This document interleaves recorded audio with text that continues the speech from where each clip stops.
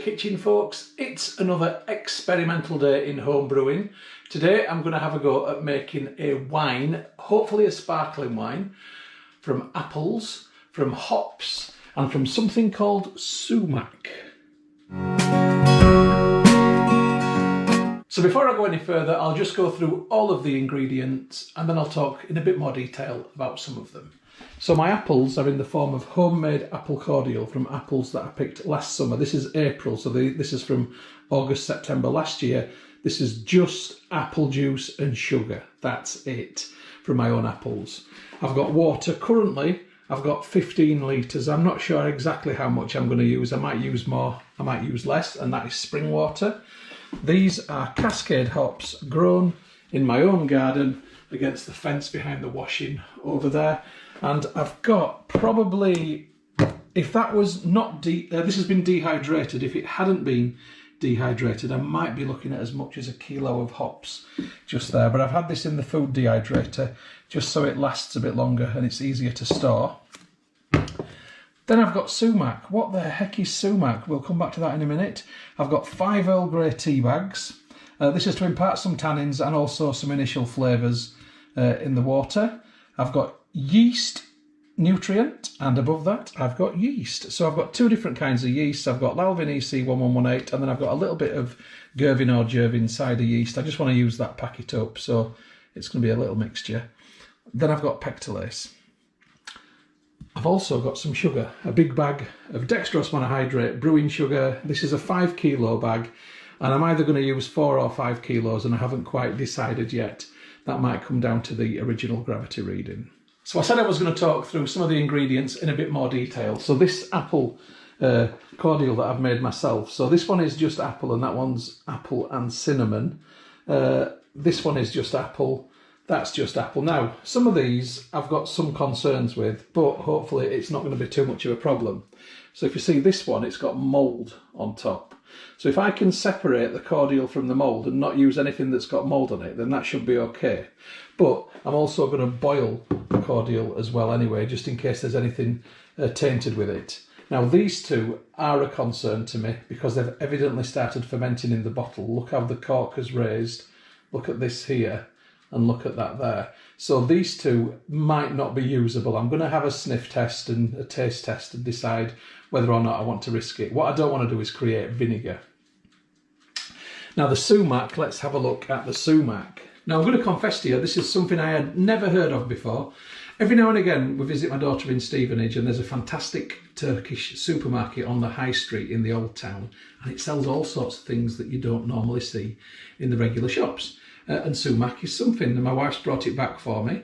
It just says ingredients: Sumac, salt, GMO free, warning may contain traces of gluten, nuts, peanuts and sesame seeds, blah blah blah. Anyway, a little bit of Google searching told me that this is used as a spice and it's also used in desserts and sweet food as well. It's got a really citrusy flavour apparently. So I was thinking elderflower goes well with lemon, so hops should hopefully go well with Sumac. It's an experiment, I have no idea.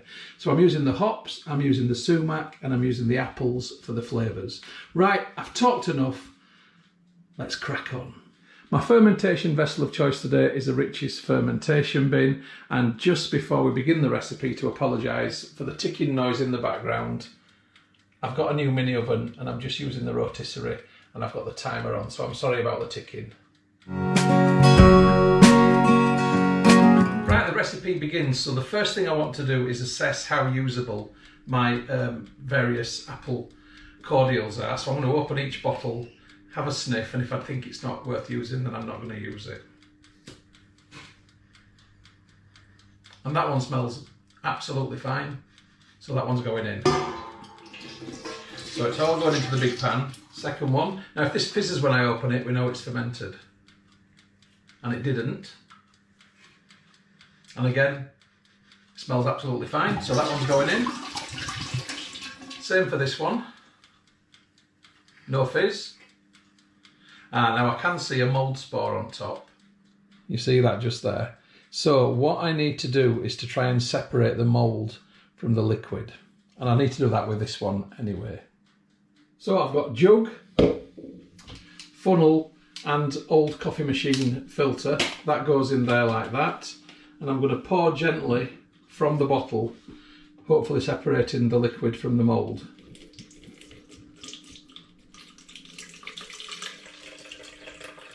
Right, it's coming out. Oh, it's in there. Right. So the mould spore is in here. I'm just going to literally rinse it out with the tap.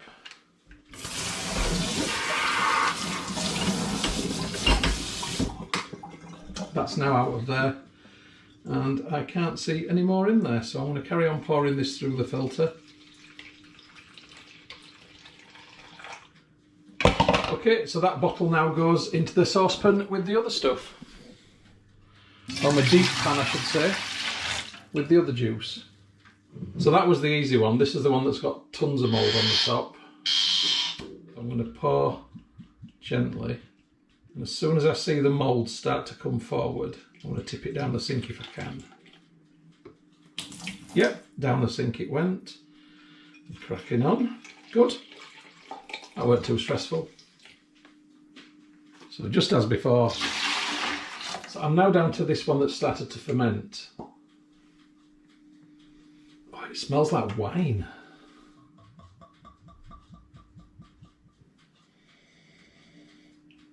It smells like apple brandy, actually.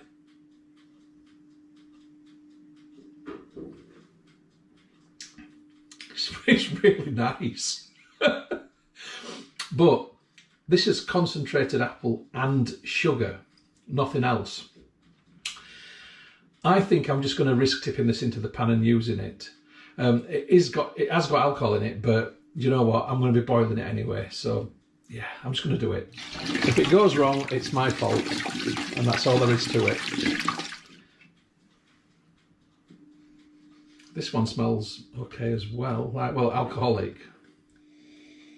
God, that smells even stronger. Oh, that's quite delicious. Oh, wow. It's even got, you can see bubbles. I don't know if you can see on the camera, but there are bubbles rising to the surface of the bottle. It tastes like a liqueur. I've no idea what the ABV would be. In some respects, it seems a shame to actually put this in there. It tastes that good. This tastes like something I could really enjoy with lemonade. In fact, I'm not putting this in there. This one, I'm going to have a think about. So we'll not put that in this film, but I think it's probably going to end up drank with lemonade in the garden this summer. So I might need to find a better bottle to store it in, probably a plastic one that I can then squeeze inwards, so when the fermentation continues I can see as the plastic expands outwards. That's probably a safer option. I'll leave it for now. That's enough of me prattling on about the apple juice. Let's have a look at the pan. So there's the pan as it currently stands. That's just got the apple cordial in, and now 1, 2, 3, 4, 5 Earl Grey tea bags have joined it, and the Earl Grey gives a nice sort of floral and slightly citrusy flavour off too. I'm now going to fill that pan up with 5 litres of spring water. Or I should say I'm going to add 5 litres of spring water to the pan, because that ain't filling it up. But for now that's enough. So I'm going to put the pan on the back ring just there, and I'm going to put the heat on slowly, and I want this to gently come to a simmer. So the lid goes on. I'll come back to that in a bit. Okay, I've got a second pan, as you can see, slightly smaller, and I'm going to put into this pan about 4 litres of spring water. In fact, I'll use one of these bottles to put that apple cordial in. So I'm now going to tip all of my dehydrated hop flowers into this water, and I want them to begin to rehydrate. You'll see that this is really solidly packed with them. It's going to take a bit of encouragement getting them all out, actually. Believe you me, I think I ended up picking about 4 kilos of hops last year. I can't remember now. It's in one of my videos. Last year's hoppy cider video will reveal all. So this year I'm expecting to have in excess of 6 kilos, and I'm going to be donating some to my local brewery, which is Horsforth Brewery, because they run a scheme whereby local hop growers can give them hops in return for some free pints. Winner, winner. So that's the first lot of hop flowers in. I'm going to put the second lot in as well. So yeah, this is going to be a super hoppy brew.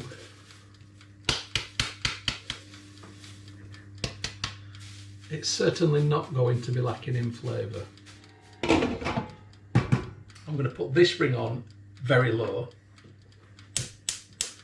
And again, I want this to warm through, and I want the hop flowers to really release what they've got left in them. I'll come back to you in a bit. Okay, it's a few hours later. We've definitely got some steam building up in there. And this one also looking nice. What I'm actually going to do is I'm going to turn them both off. I'm going to leave them overnight, and I'm going to let the liquids and the oils and everything sort of like steep together, and I'll pick this up tomorrow. There's no rush in doing this, so I'll catch you tomorrow. Morning folks, it's the next day, about 6:30 in the morning, so let's crack on with this brew. Hopefully get it in the bucket, done and fermenting by the end of today.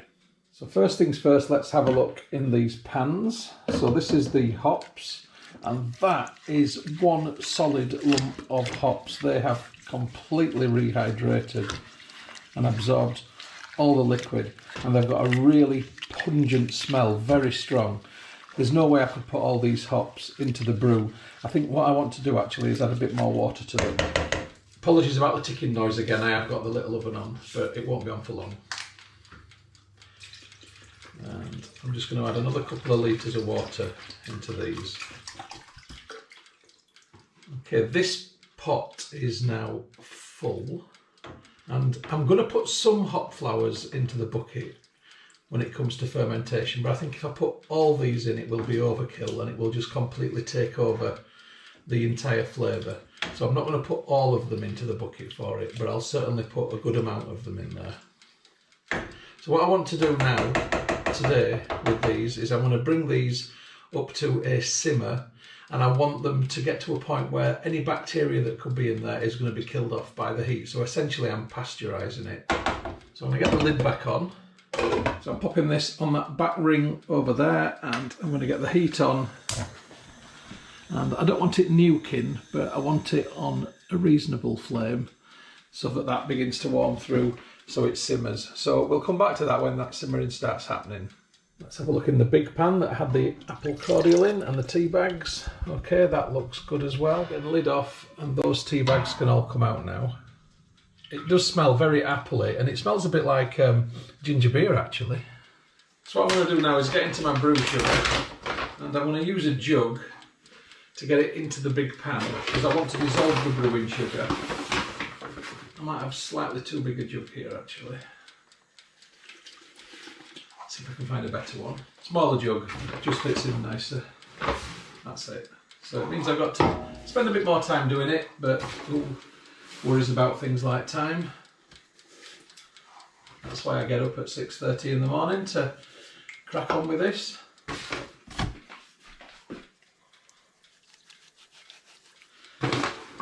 So I'm going to stick the whole bag of sugar in, because I usually use a ratio of about, for every gallon, which is every 4.54 litres, I'd go for a kilo of sugar. So this is for wine strength, incidentally. So yeah, I'm going for about 20 litres, or maybe even a little bit more. So I'm going to stick the whole 5 kilo bag in there. I'm just doing it in stages so it doesn't all go in a big lump and stick to the bottom. I'll come back to you when it's all in there. Okay, all the sugar is now in there, and you can see that it's not dissolved, but it will dissolve reasonably quickly as soon as I add some heat to it. So I'm going to move this pan, oh it's heavy now, onto the front ring, which is a larger ring, and I want to get the heat on there. But I don't want it nuking again, I'm going to have it on low, and the lid goes on there, and I want this to get hot, but maybe not to simmering level yet. I'll sort of judge that as we get a bit closer to it. So I'll come back to you in a bit. Okay, so while I'm waiting for things to heat up, I thought I'd have a look at the Sumac and just give it a little taste actually. I've never had it before. It was literally my wife who saw it and thought that might be a good brewing ingredient. Right, a little taster. Yeah, first impression was a little bit vegetable-y. But after it's gone in, then I'm getting citrus on the back notes, and it is quite lemony citrus on the back notes. But yeah, there's definitely a vegetableness to it. I was going to put all of this in. I'm not sure if that's going to be a great idea, to be quite honest. I think I'm going to put half of this packet in there. I think that's fair. So there's my sumac, and in fact what I think I'm going to do, rather than leaving this in the fermentation bucket and leaving it in there, I think that that's going to give sort of a vegetable flavour to it. What I'm going to do instead is put it in with my sugar water now and strain it before it goes into the fermenter. I think that way I'm going to extract the flavours just nicely without it being in there too long. There's always a danger with vegetable matter or fruit matter of any kind that you get a cabbaginess if you leave it in for too long, and I definitely don't want that.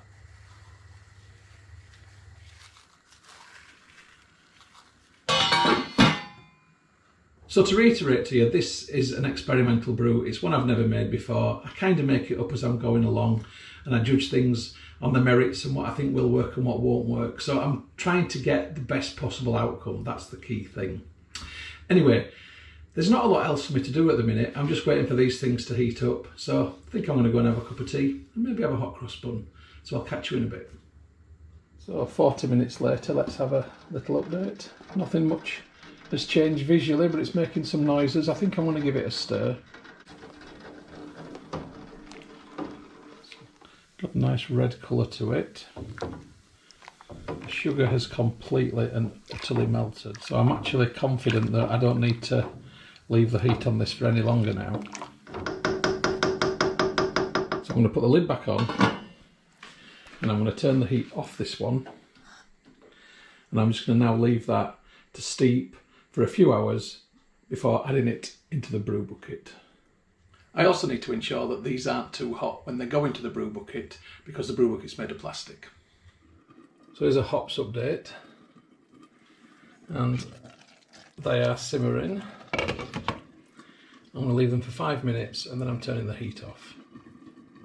Right, 5 minutes is up. Lid's coming off. Mesh is going on, so it allows it to cool down quicker. I'll come back to you in 4 or 5 hours time when this has cooled down and it's ready to put together in the bucket. See you then.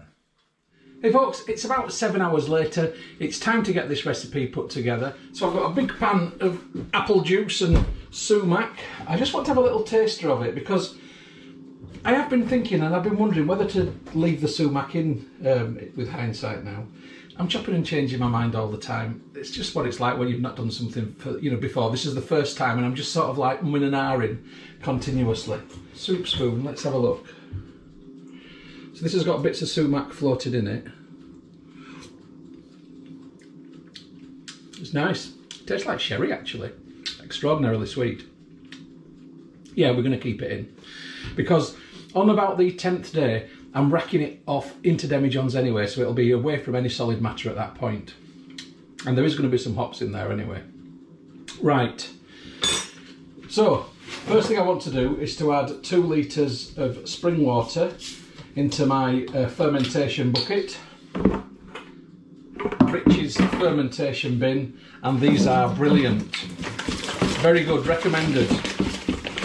Right, I've got 2 litres in there. Can I afford another 2? Yeah, I think I can. Let's get another 2 litres in there. So that's going to be 4 litres.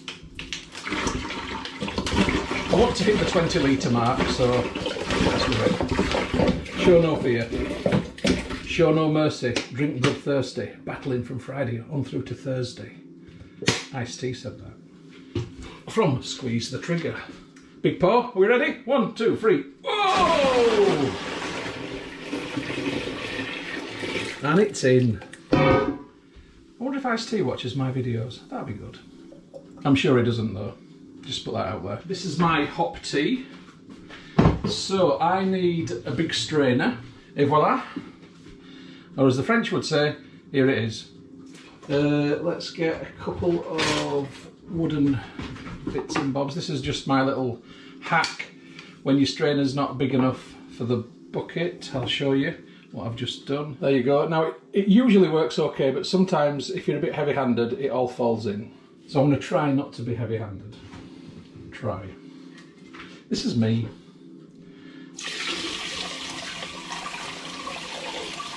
So that hop tea is going in just lovely, and I'm going to shake the hops in. That was borderline heavy-handed. I don't mind if some hops fall into the bucket because I'm going to put some in there anyway. A ladle. What's that from? A ladle. What's that from? It's from a song, nursery rhyme? Can't remember. Right, not iced tea. So I'm just pushing down on the hops to try and squeeze out any more liquid that might be hanging around in them. So this is what I'm dealing with. They have compressed quite nicely. I'm just going to pick this up to see if anything is running out of the bottom. There's a bit. I'll just do this for a couple of minutes. I'll come back to you in a couple of minutes. Right, the hops are drained as much as they're gonna. I'm now gonna actually dig some out of the colander. I'm gonna dig some out and I'm gonna chuck some in for good luck. They're gonna stay in there for 10 days. 11 if they're really lucky, but I think 10. We'll see. I like to give them a chance to release their flavours, but what I don't want to do is leave them in too long so it tastes like cabbage soup, because nobody wants to drink sparkling cabbage soup. Not really. In between now and that 10-day deadline for racking, I'm going away, so I'm actually going to be in Malaga for the next 10 days. Don't feel sorry for me, it's just going to be awful. It's 24 degrees apparently, and it's going to be raining all week in Leeds. Yay! Anyway, so I won't get a chance to lift the lid and stir it, and when I'm putting a bit of matter in like this, sometimes it's good to do that. I'm just going to have to hope for the best. Right, I think that'll do. I've put about a third of the hop flowers that were in the colander in there. Okay, so that is what is left in the colander. Somewhere between a third and a half have been taken out and they've been put in there. Give that a stir around. Lots of flavour in there. And I'm just above 20 litres. I'm happy with that because I was aiming for 20 litres, so that's good. So the remaining hop flowers are going to be going on the garden, ironically on my hops, to mulch them for this year's hop growth, and I'm expecting a bumper crop. Now it's time to get my dry ingredients in here. I'm going to start with my pectolase. It's got a bit hard in the bottom of the tub, so that is part of a dessert spoonful, a bit more of a dessert spoonful. Do you know what?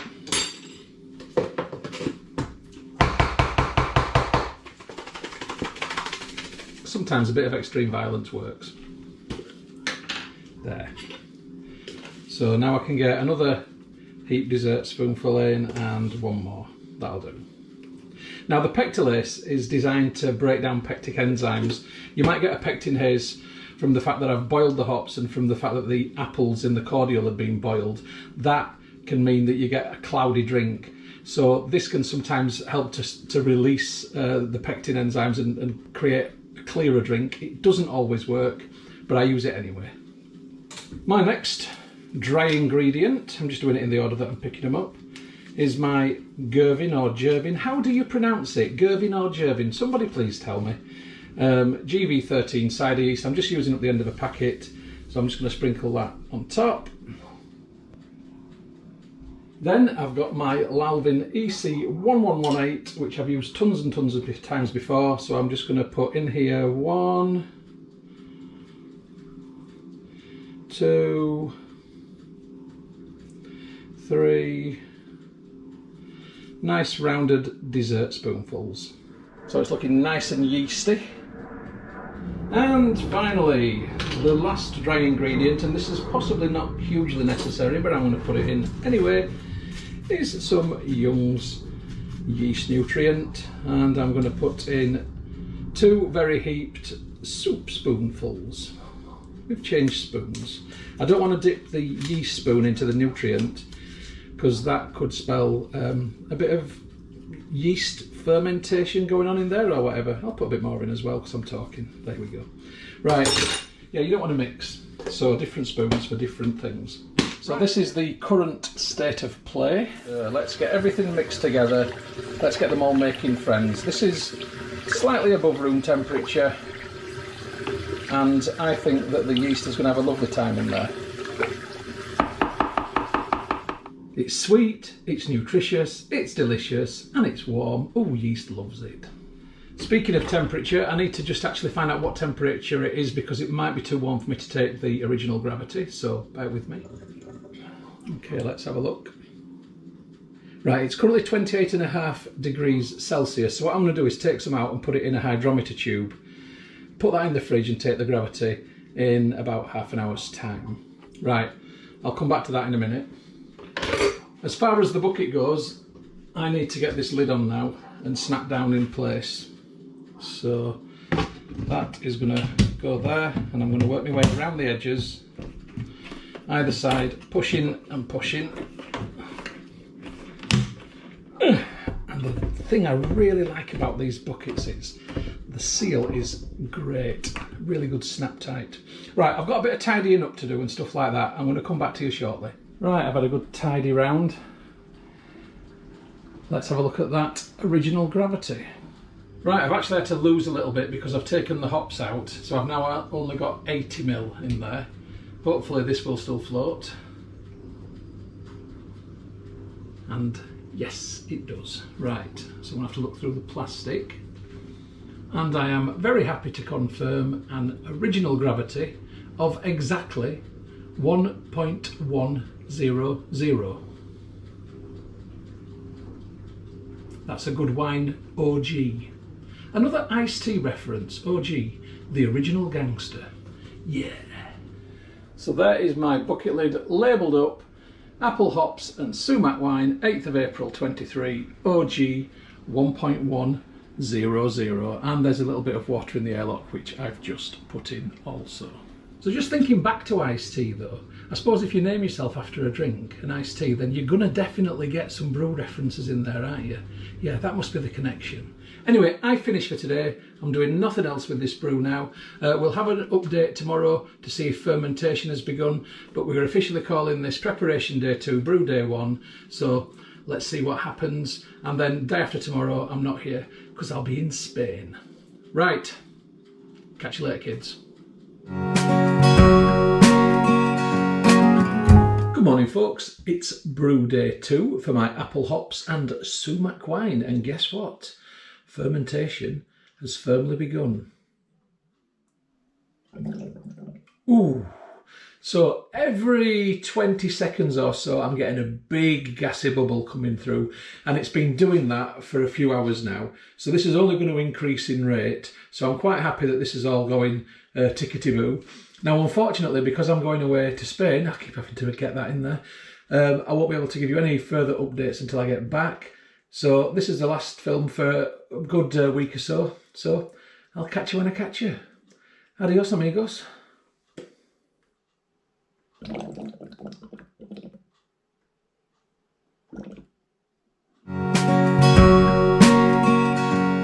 morning from the kitchen, folks. It's my apple, hops and sumac racking day, when I'm going to get it out of the big bucket and into the demijohns.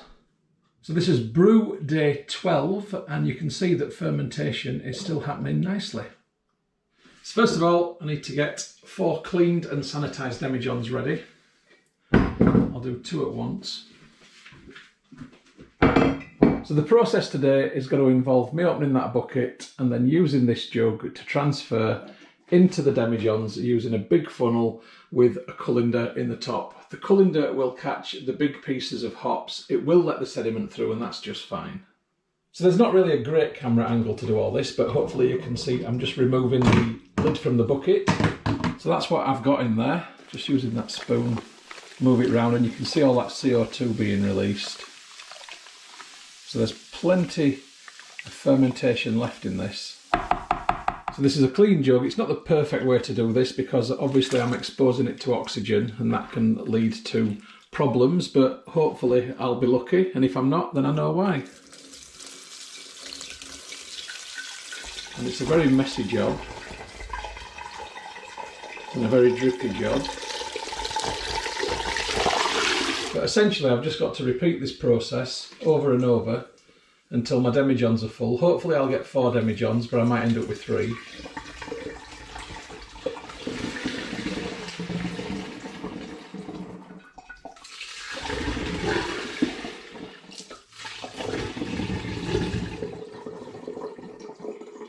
So that's my first one filled up. You can't see it, but I'll show you in a sec. I'm just going to quickly transfer the funnel to the next demijohn so as not to waste any of the drips. So that's where I am at the minute, and that one is done. So this one has now got a bung and an airlock in it, and this is going to continue hopefully to ferment in the demijohn. I've got to repeat this process over and over for the other 3 demijohns. There's no point in you watching me do that, it's not that exciting, so I'll come back to you when they're all done. Catch you then. That is racking completed, and as you can see I've got that into 4 demijohns, 3 of them completely full, 1 of them virtually completely full.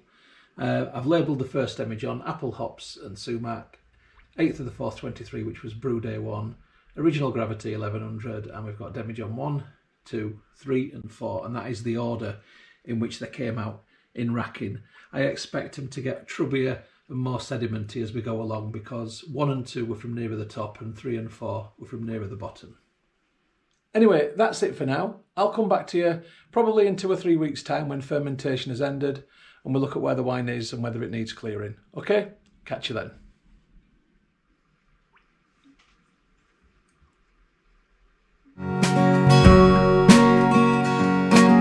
Good afternoon from the kitchen, folks. As you can see behind me, it is a beautiful day outside, but I've come inside to get a bit of respite from the heat. I thought I'd catch up with a bit of brewing, so this is going to be my apple, hops and sumac wine clearing day. Yep, I'm going to have to clear it with wine finings from Young's on brew day 78.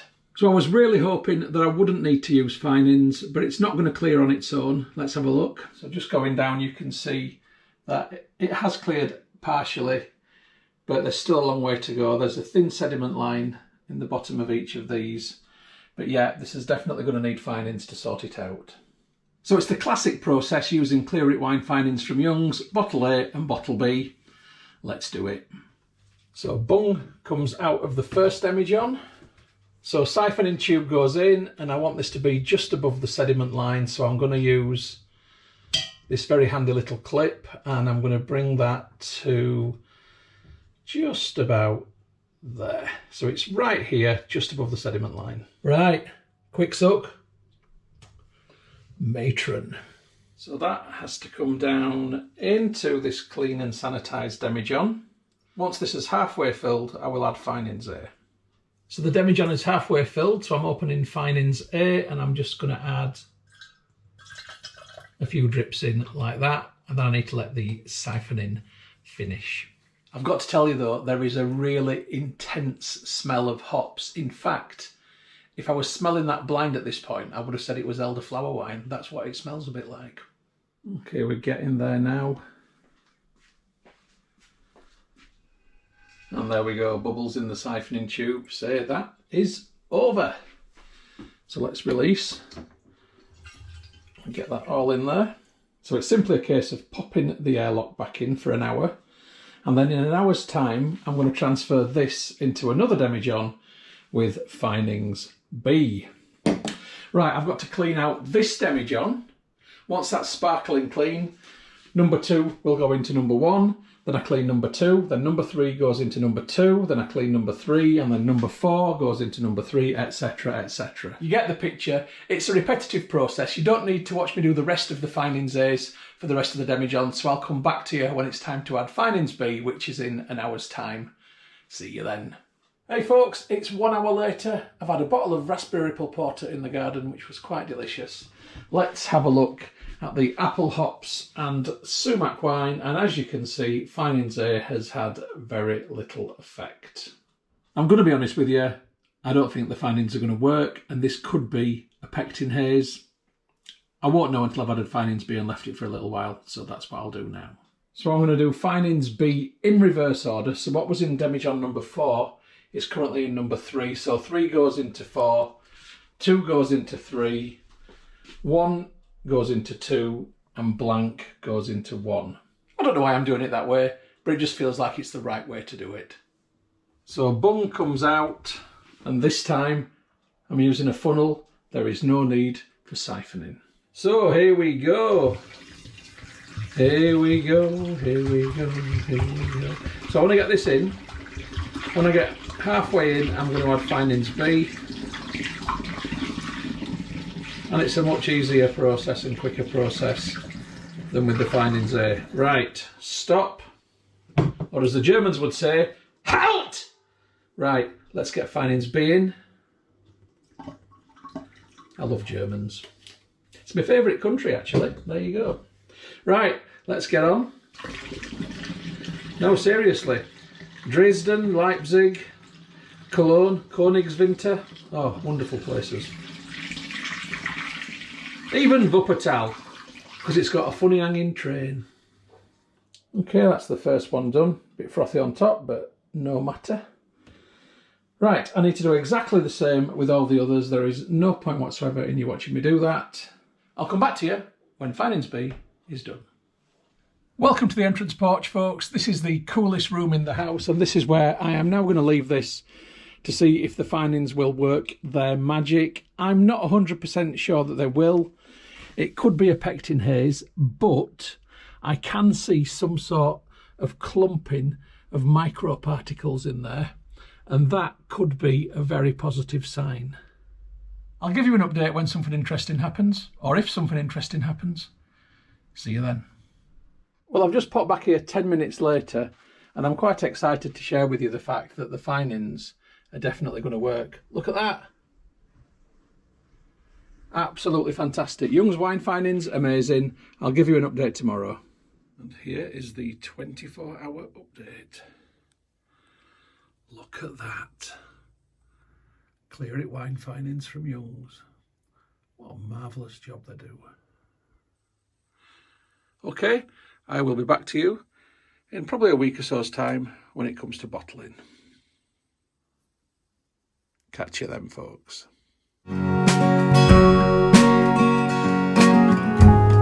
Afternoon from the kitchen, folks. It's brew day 92, and that means it is big bottling day. Okay, I've got 4 of these bad boys to fill.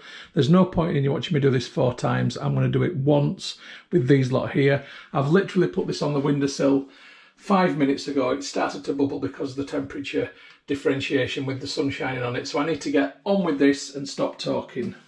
Right, I've got 6 sanitised bottles in the sink, and in each of those bottles I'm going to add this much sugar. This is standard household sugar, granulated sugar, and I'm adding what is just about a teaspoonful. I'm not going mad with adding it because it's very warm and things fermentation-wise are happening very quickly at the minute. So, let me explain to you. This is priming sugar. This should allow any yeast which is left in suspension in there, and I'm going to be honest with you, there might not be any yeast left in suspension in there because I added finings. But on the off chance if there is any yeast left in there, when it finds this sugar, it will smash it apart. There will be a fractional fermentation, tiny at that, which will create CO2. That will build up pressure, and that means I will have a sparkling wine. That is the plan, but there is every possibility that I won't have a sparkling wine because I've added finings and because it's dragged all the yeast to the bottom. I'll only know in about a month's time. Right, I need to crack on. Okay, the bung comes out. The siphoning tube goes in, and I'm trying to keep it out of the sediment at the bottom. Sometimes easier said than done. And I've just gone and messed it up by disturbing that sediment. I'm an absolute plonker.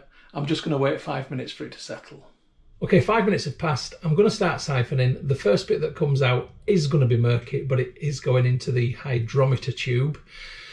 Hopefully not any murk in the bottles. Right, shut up, Stuart, get sucking. So murky, murky, murky, murky, clear. Right. We've got the Sisters of Murky here, but hopefully everything that's gone into the bottles now is clear. It smells very nice. It smells appley, hoppy. I'm not sure about the Sumac, but we'll see. Right, and bottle number 1 is done. I'm on to bottle number 2. I'm not picking up any sediment now at this stage, so that's a positive.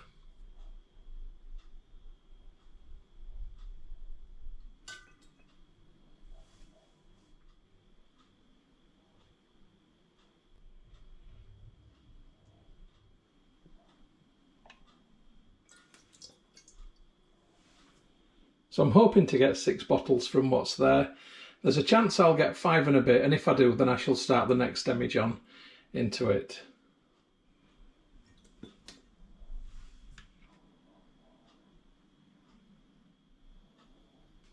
In fact, I'm only going to get 5 and a bit bottles from this one now, I can see that, but that's fine. So this one just here, I will carry on filling after I've done this first part of the video with the next demijohn. And it's just about to finish.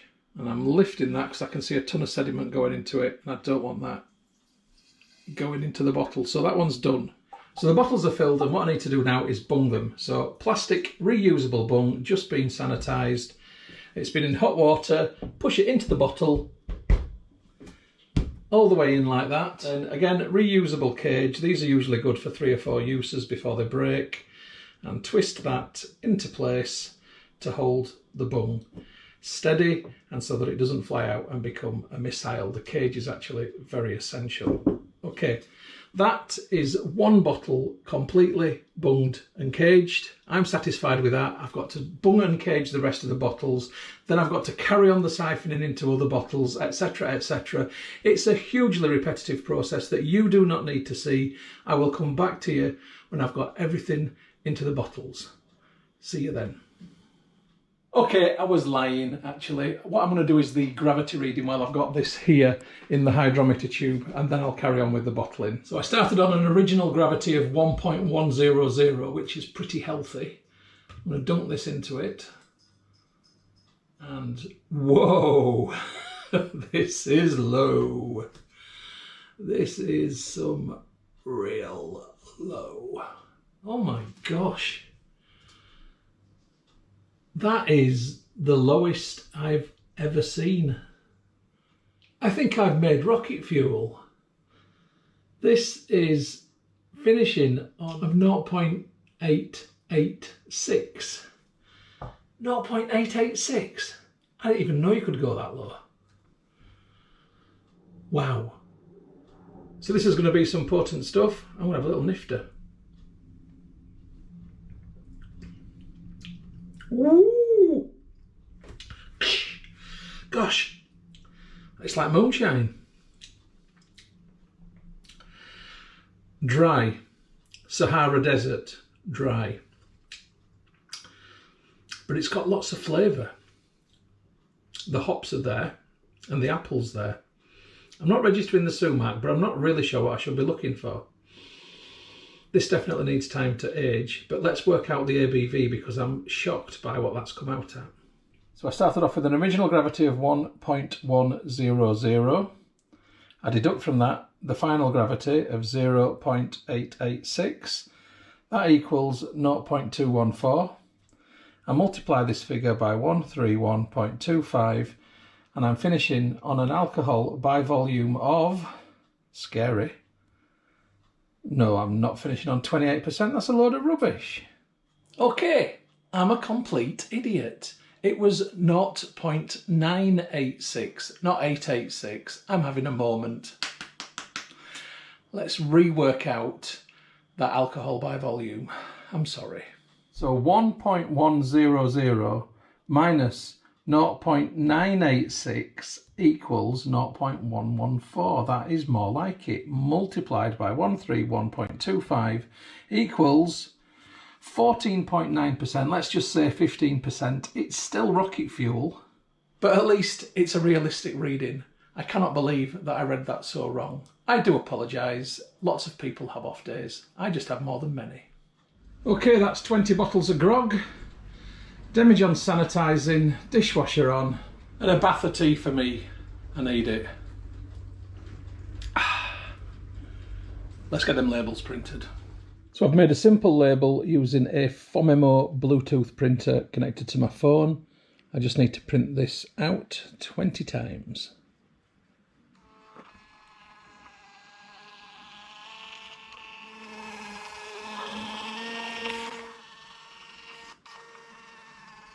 It's right posh, isn't it? So I'm just getting my labels on my bottles as neatly as possible. It's nice to make them look decent. And it's also good to know what you're drinking. 3 down, 17 to go. I'll come back to you when they're all done. And there they are, like 20 proud little soldiers.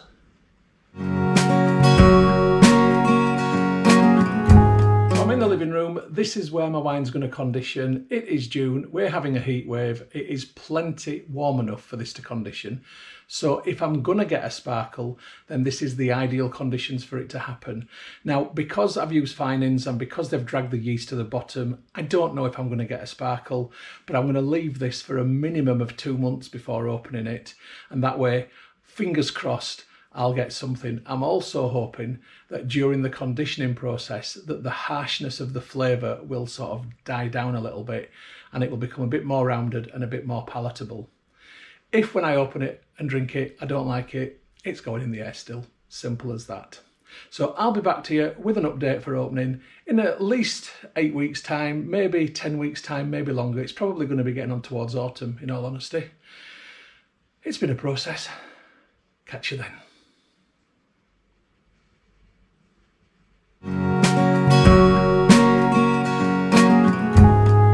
Good evening from the kitchen, folks. It's my apple, hops and sumac, fingers crossed, sparkling wine grand opening night. I think this is brew day 156. I could be wrong. If I am wrong, the subtitle will tell you what the actual brew day is. But basically, this has been conditioning now for over 2 months and I'm ready to open it and see what it's like. So as I took it out of the fridge, I've noticed that the cage is already broken. And the bung hasn't flown out, so that's not a good sign. That would suggest that it might not have sparkled, and I wasn't fully expecting a sparkle because it is 15%, and can there possibly be any yeast left alive in there? I'm kind of doubtful. Now, I've not got high hopes for this. I'm not expecting a sparkle, and I'm not expecting it to taste that good. I think I'd left it too long in the fermenting vessel. Let's just see.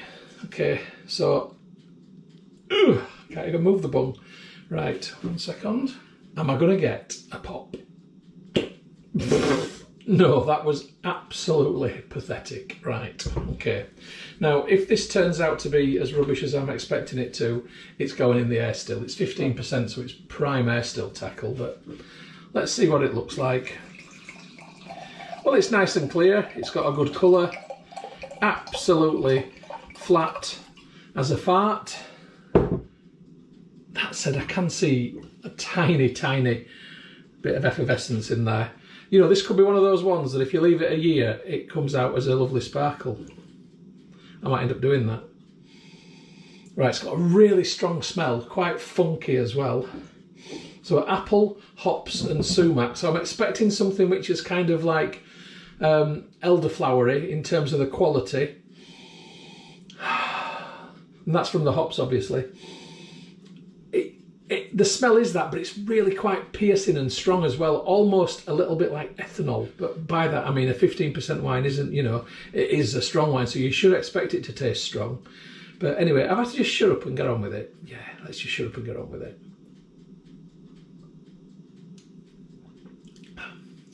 Oh. No, it's not pleasant. It's really dry to the point of being bitter. It's got a slight woodiness to it. It's basically really bad wine. It's not a good one, this. I've left it in the fermentation vessel for far too long. It's my own fault. I can't blame anybody else. Yeah, I think I've left it on the sediment and the sediment has now given it some off flavours and that's what I'm experiencing. Percentage wise, great, but there's absolutely no way I could drink a glass of this. It's a shame, but I think it's important that you get to see the stinkers because, you know, if I was only brewing fantastic things every single week, then that would not be realistic because every brewer does a stinker and I've done my fair share now. So, yeah. Oh, God, no. Oh, yeah. In the air still, it is going. And fortunately, I've just bought a kilo of dried juniper berries, so I think I'll make a gin off it, but that's going in a different film. Okay, so cheers, folks. I'm sad it's not turned out nice, but you know what? These things happen. I'll get up, I'll get over it, and I'll get on with another brew. Right? Catch you next time. No, I ain't even drinking it. Cheers. The film that you've just watched is a Moss Home and Garden production. You can find more by going to www.mosshomeandgarden.co.uk. I'd just like to say thank you very much for supporting my YouTube channel and for watching my films. It really is very much appreciated. If you haven't already done so, please subscribe to my YouTube channel in order to receive future updates about the home and garden films which I upload. You can find my YouTube channel by going to www.mosshomeandgarden.co.uk. Please click on the red subscribe button. When you've done that, a little bell will appear. If you press that also, then you'll get future updates about the films which I upload. If you like my films, if you like my style of filming, then you might also like my travel channel, which you will find by going to youtube.com/Stuart Moss or type in www.mosstravel.tv. Again, if you could subscribe to that channel, it would be hugely appreciated. If you'd like to get Moss Home and Garden updates on Facebook, then please open Facebook and do a search for Moss Home and Garden, and you will find the page. If you like the page, then you will get future updates on there. And if you'd like to connect on Instagram for home, garden and travel photography, as well as some stories, then my username is StuMoss, STUMOSS. If you'd like to connect on Twitter, then my username is @StuartMoss. And if you'd like to contact me about film usage or any other issue, please just email me on stewmosshomegarden@gmail.com. Once again, thank you very much for supporting my channel, for watching my films. I do appreciate it. I'd just like you all to have a great day.